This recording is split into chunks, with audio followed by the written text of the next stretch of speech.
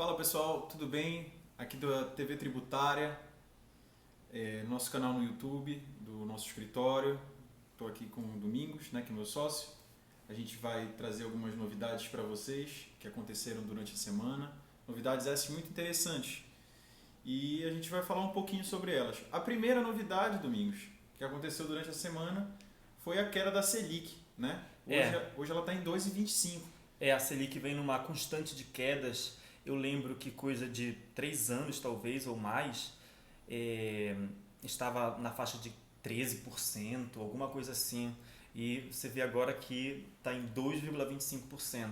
E a Selic tem uma influência muito grande na nossa vida, por conta de que é o índice que atualiza o crédito tributário, né? É o índice de juros que atualiza o crédito tributário e o indébito tributário, e tem uma repercussão também nos contratos, no cheque especial, cartão de crédito, essa coisa exemplo, toda, né? Você vai pegar um dinheiro no banco, geralmente o banco, né, tende a utilizar essa taxa como uma referência, né, a Selic. Agora vamos falar um pouquinho mais da para a nossa vida, né? A taxa Selic, digamos assim, em que, a nível prático, ela influencia o universo dos nossos contribuintes? Por exemplo, a gente hoje é daqui do estado do Pará, né? Não vamos nem pegar o universo federal, vamos falar aqui do nosso estado. Estou com um problema de ICMS e o que essa taxa vai influenciar, uma taxa de 2,25? Eu destaco três pontos em relação à Selic. Primeiro, que, como eu disse, ela atualiza o crédito tributário, que é, por exemplo, quando o contribuinte paga em atraso um tributo para a Receita Federal, incidirá sobre este crédito a taxa Selic, não é? Hoje 2,25% ao ano, que é o índice então que corrigirá o crédito tributário em favor da União quando o contribuinte for realizar o pagamento. Tá. E o inverso também é verdade. Se o contribuinte pagar a mais, o indébito é atualizado pela taxa Selic. Pela taxa, né? A devolução pela Receita Federal se dá pela correção da taxa Selic.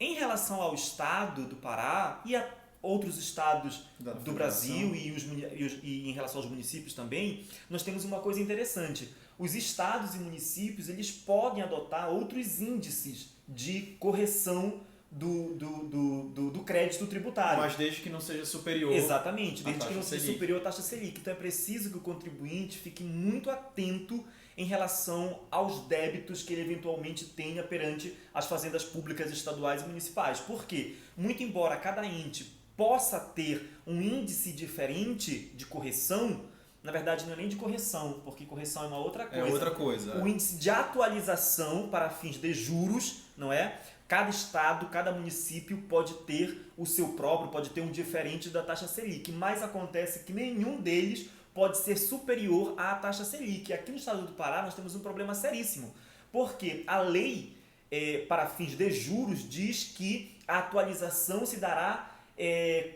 com um percentual de 1% ao mês. Quer dizer, 12% Ou seja, ao ano. 12% já é bem superior. Extremamente superior à taxa Selic. Ao que está previsto, né? Exatamente. Na Então, legislação. contribuintes em eventual defesa judicial, porque na esfera administrativa isso não cola, em razão de que a administração não pode declarar... E a administração não vai querer perder dinheiro. Exatamente. Né? Então, numa defesa... embargos à execução fiscal, por exemplo, anulatória de auto de infração, o contribuinte pode começar a sua defesa exatamente com esta questão. No estado do Pará, o acumulado do ano dá 12%, enquanto a Selic, hoje nós temos que ela está em 2,25%. Né? Então, você imagina a influência que a taxa Selic tem na nossa vida. Como eu disse, no âmbito federal, ela corrige o crédito tributário e o indébito tributário. E no aspecto estadual e municipal, ela é o teto, não é? Isso. De índice que a correção dos débitos, dos créditos da Fazenda Pública Estadual, da Fazenda Pública Municipal deve atingir.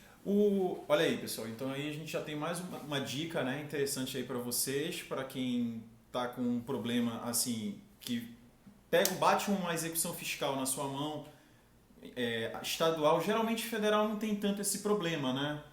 geralmente o federal ele costuma respeitar bem esses parâmetros, mas alguns estados não respeitam. Então, costumem sempre dar uma olhada no que está sendo feito, no que está sendo cobrado a nível de juros, porque isso é importante, entendeu?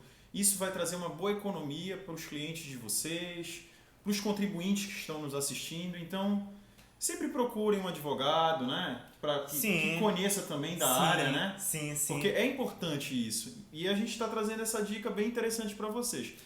E essa semana, também, o que aconteceu é que a Procuradoria, né, lançou hoje mais uma possibilidade de transação, mais um acordo, né? É a transação excepcional, né? Essa transação excepcional, Domingos, o que ela é diferente das outras transações que já foram editadas? Cara, a primeira coisa que eu percebi como diferença foi o seguinte, que ela abriu a possibilidade para todos os contribuintes. As primeiras portarias da Procuradoria da Fazenda Nacional em relação à transação eram muito limitadas a, por exemplo, dívidas inscritas há mais de 15 anos, pequenos contribuintes, contribuintes em recuperação judicial. Ela era bem pequena, né? Muito pequena em relação ao universo de contribuintes e muito pequena em relação aos benefícios. Não é? Os benefícios não eram nada atrativos, tanto que as adesões foram baixíssimas. Tanto para aquela modalidade em que o contribuinte era chamado pela Procuradoria da Fazenda, quanto para aquela modalidade em que o próprio contribuinte propunha a transação individual. Eu acredito, inclusive, que essa evolução nas transações se deu por conta de uma baixa adesão. E agora o que nós temos? Não é? Ainda não é o melhor dos mundos, mas a Procuradoria começa a afrouxar em determinados aspectos. Por exemplo, agora as parcelas podem chegar a 133 prestações, salvo engano, não é? Nós temos possibilidade de redução de juros e multas e encargos legais em até 100%, respeitado lá um limite, não é, do valor do débito, que é um cálculo inclusive meio difícil de se fazer, mas aí uma boa equipe de contabilidade consegue destrinchar. Pode ajudar. Exato. Mas o que ainda me chama a atenção no sentido negativo? Muita coisa fica a cargo da Procuradoria da Fazenda. Por exemplo, é a Procuradoria da Fazenda que vai dizer em qual modalidade você se encaixa, porque ela que vai, mediante a apresentação dos documentos feita pelo contribuinte, dizer se aquele contribuinte tem condição de pagar ou não. Não significa dizer que quando eu vou fazer o pedido de adesão à transação, que imediatamente eu já estou na contradição. Não, a Procuradoria vai fazer uma análise ainda. Não é tipo um refis da vida, onde você se enquadra, ou você se enquadra ou você não se enquadra. Exato, e já está lá todos os parâmetros. Ainda, né? tem uma fase de análise de admissibilidade pela Procuradoria da Fazenda Nacional. Isso é curioso. É complicado. É complicado porque a Procuradoria vai dizer, né, se você se encaixa, se você não se encaixa. Ela vai dizer, olha, ela vai analisar sua capacidade de pagamento, o impacto que a crise do coronavírus teve na sua atividade, ela vai, em um juízo de conveniência...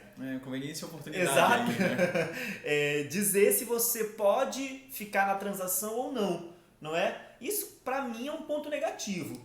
Isso justifica, inclusive, um pensamento de que as adesões serão pequenas, no meu ponto de vista. Esse tipo de parcelamento, como é feito dessa forma, né, quando ele sai, esse tipo de transação, ele, até pelo momento que a gente vive, né, de coronavírus, eu acho que ele vai dar uma forçada para o futuro de vir um refis aí. Sim, há inclusive projeto de lei já em tramitação na Câmara dos Deputados, tratando de um refis da Covid-19, né? É curioso, são curiosos os nomes, né? Tem o refis da Copa, o refis da crise, o refis do Covid. Tem o PERT, essas coisas todas. E agora nós temos então o refis, sei lá, da Covid, do coronavírus, né? Corona refis, alguma coisa assim. Mas enfim, em relação então a esta transação nova da Procuradoria da Fazenda Nacional, a transação excepcional, os débitos que estão até 150 milhões de reais, em tese, podem entrar. Exatamente, né? no acordo de transação. Como é que é feito, por exemplo, uma questão prática? O contribuinte, como entrada, ele dá 0,334% do débito consolidado durante 12 meses. Tá? Não, pera lá. Então, durante 12 meses, o que o contribuinte tem que fazer? Ele pega, olha, eu tenho um débito de 10 milhões, eu separo por 12 meses 0,30 334%. 334%. Isso, aham. Né? E o restante ele divide ao longo da quantidade de parcelas que a Procuradoria ainda vai escolher. Exatamente.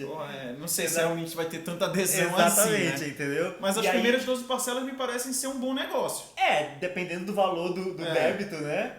Então, mas aí é uma coisa, por exemplo, como você falou, dá essa entrada durante 12 meses e o restante é parcelado de acordo lá com o gosto da Procuradoria da Fazenda. Isso é bem complicado. Tá? E aí é sobre esse restante que vão ser aplicadas as reduções de juros, multas e encargos legais. No começo, você dá 0,334% sobre o consolidado. Entendeu? Tá. As reduções são depois nas prestações.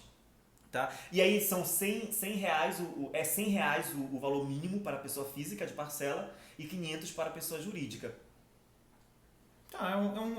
São bons valores. Vamos convenhar, são bons valores. A título de parcela, sim. O maior problema que a gente consegue ver nessa história toda, para quem acompanha, né, a gente e quem é contribuinte, até mesmo um pequeno empresário, né, ou mesmo uma pessoa física, é essa questão da admissibilidade, né?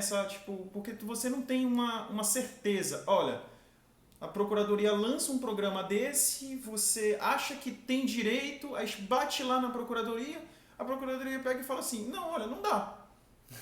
E você não tem o que fazer. E tem uma coisa também, por exemplo, o pós, né? O pós é adesão. Você é admitido no programa de transação e você tem umas condicionantes, entre as quais nós temos o pagamento do FGTS de maneira regular, e os débitos futuros que forem inscritos em dívida ativa têm que ser liquidados em até 90 dias. Quer dizer, você não poderá ter débitos em aberto futuros com a Procuradoria da Fazenda Nacional. Um país que enfrentará uma crise pela frente, as atividades estarão completamente prejudicadas, o contribuinte não tem o direito de ter um débito em aberto, porque se ele estiver com débito em aberto, ele será excluído do programa de transação. Na linguagem popular, o que o governo está fazendo é dar com uma mão e tira com a outra, né? Exatamente. Eu vi em algum lugar um advogado dizendo um negócio muito pertinente. A Procuradoria da Fazenda ainda está tratando o contribuinte como se ele fosse um falsário, né? Como se ele fosse um bandido. É verdade. Né? Quer dizer, ainda tem esse pensamento de que o contribuinte não vai honrar o acordo de transação. Tanto que, por exemplo, as garantias em juízo, em sede de execução fiscal... O telefone está tocando, depois a gente atende. Bom, rápido, desculpa, a gente só desligar aqui. O que acontece? As garantias de execução fiscal, elas permanecem. Entendeu? E o contribuinte também vai ter que dar algumas informações para a Procuradoria da Fazenda, tá? Nesse acordo de transação. Por exemplo, endereço de sócio, onde estão os bens. Ou seja, está dando informações, né? Exatamente. Mas...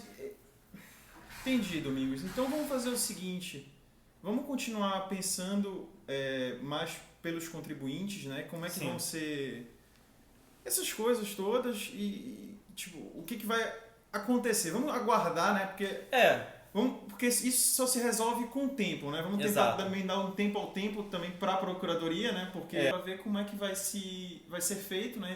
Essa transação excepcional, né? E o que podes acrescentar mais aqui? Só para dizer que toda vez que o contribuinte, pelo menos pensar em aderir à transação, ele deve sentar com a sua contabilidade, com o seu jurídico tributário. Se ele não tiver, ele procura um advogado tributarista para orientá-lo da melhor maneira possível, para colocar na ponta do lápis para saber se vale a pena ou não. Porque muitas vezes o contribuinte, na ânsia de regularizar a sua vida, acaba fazendo besteira, acaba tomando uma decisão precipitada que lhe prejudicará no futuro. Então, dica, se você pretender ao menos aderir ao acordo de transação, faça uma simulação com a sua contabilidade, com o seu jurídico, para saber se realmente vale a pena. São essas as minhas considerações. Bom, pessoal, muito obrigado. A gente se vê na semana que vem, então, até lá!